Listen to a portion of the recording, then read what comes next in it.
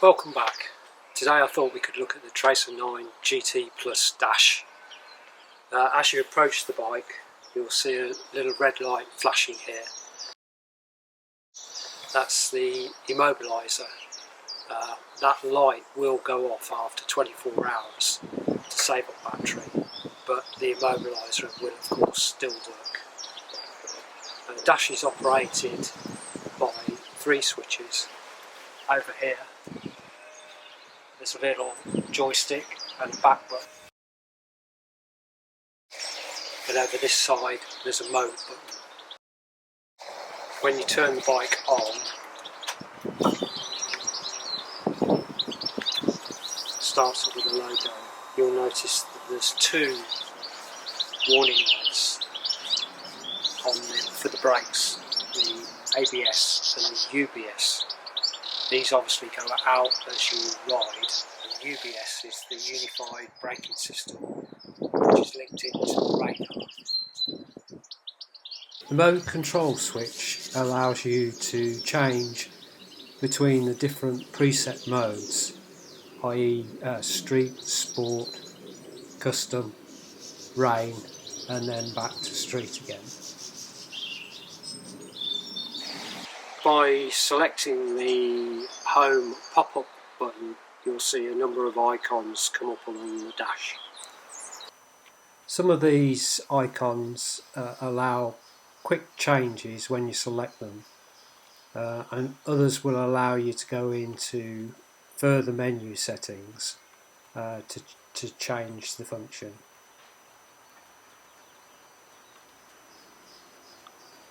One of the quick settings is the heated grips. By selecting the icon and using the toggle switch, you can select one of the 3 levels of heating. These levels can then further be adjusted by going into the settings menu and selecting which one you want, altering the bar and saving it. You'll want your mobile paired with the bike and a set of Bluetooth speakers in your helmet. That way you'll get a range of great extras on this.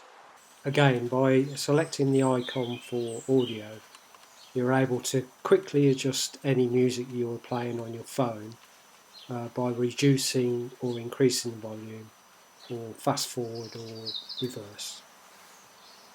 By selecting the apps icon, you can go into the audio and further find details on your music you're playing on your phone at the moment. You can fast forward, rewind, etc. And also go into your playlist, so you can choose individual songs from your playlist and play them while you're going along, which is great. By selecting the apps icon, you can delve into the enhanced music audio settings, including a graphic equalizer. This has several different choices, but also has the feature to allow you to customize it. So if you go into hip hop, for instance, you're able to set different levels within this. I'm not a music buff, so you probably will know how to do this better than me, but you can adjust the individual level and it saves it as a custom setting for future use. While you're in this menu, you can also select audio output and prioritise which music, phone, etc. you want to go to either the rider or the pillion. Notifications from your phone can also be viewed, but this is something you can only do when you're stationary. Also in here is the connections, which you obviously connect with your phone through Bluetooth, But the bike also has Wi-Fi as well, so it has a couple of different ways of connection. One of the great features is the ability to change the settings and create a custom mode. By selecting the Yamaha Ride Control, it allows you to see the different settings within the modes. The only one that's actually modifiable is the custom mode. The rest are all preset. So if you go into Yamaha Ride Control, go in and set the custom setting, and you can modify it. For instance, change the power level to 2, and that will save it. So when you go back in, you can see that that's set at 2. And then say, for instance, if you change the lift control to 1, come out, go back in again, and you'll see that set to 1. As I said before, the only one you can change is the custom setting. The rest are preset. Also in this area you can turn off the individual quick shifters, the up and the down, and you can also switch the radar brake control off. I'd like to show you the theme settings now on the dash. There's 3 distinct flavours. They all basically operate the same, but it's just a different feeling whether you like a sports mode or not. So we'll have a look at those.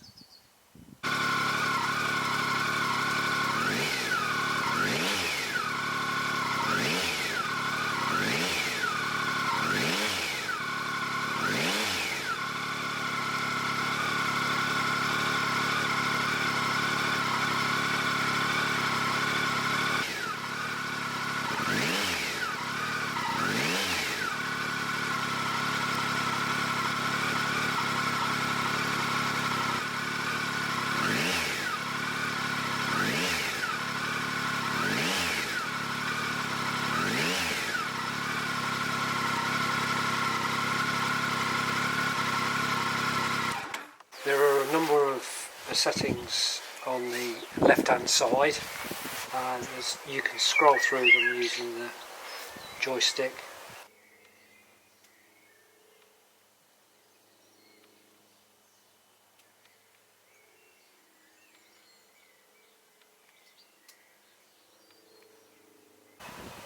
And you can choose the favourite 3 to have on this side.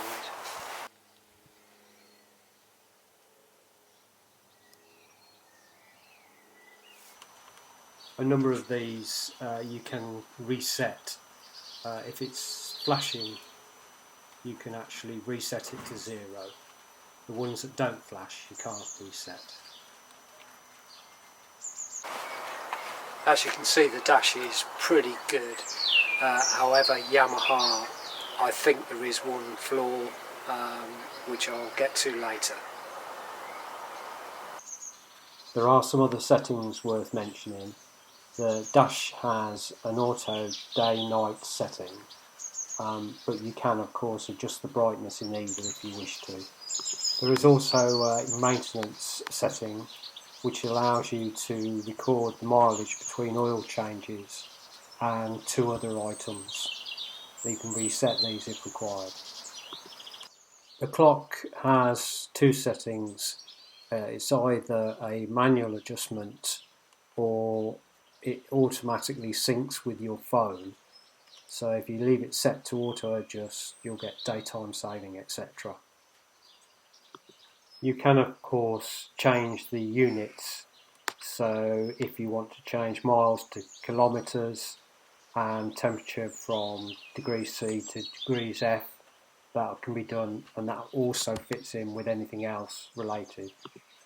There's a gear shift indicator light as well. You can have this in 3 different ways, either off, on or flashing, and there's different rev ranges as well, so you can select that within the settings to whatever you prefer. There's also in here suspension calibration and factory reset. The dash also has a sat nav, but I'll cover that in a later video. As I mentioned before, I think the biggest flaw is the fuel gauge.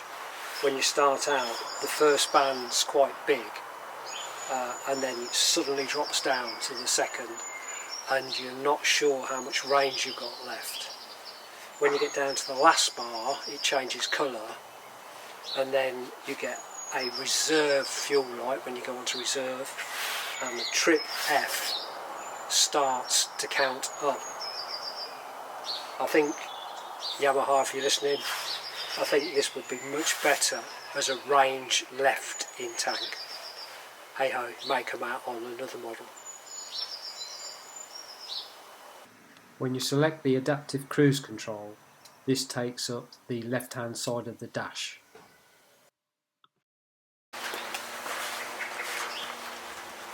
The adaptive cruise control is brilliant. It's not just a gimmick, it really works well. And I'm not going to cover it in this video because other test riders have already done that. So yeah, it's a great tool. If you receive a phone call while riding, the phone comes up on the dash. There's green and red. Green is obviously to answer, red to end the call. It may depend on your actual intercom. For instance, mine is just a one-touch answer. The quick shifter has two triangles on the dash. You can only use the quick shifter when the triangles are green, otherwise you have to use the clutch. So thanks very much for watching. I hope that was a good roundup on the dash and showed you everything you needed to know. There's much more of course, and I'm sure you'll find that in the handbook when you read through it. Okay, thanks very much. See you next time.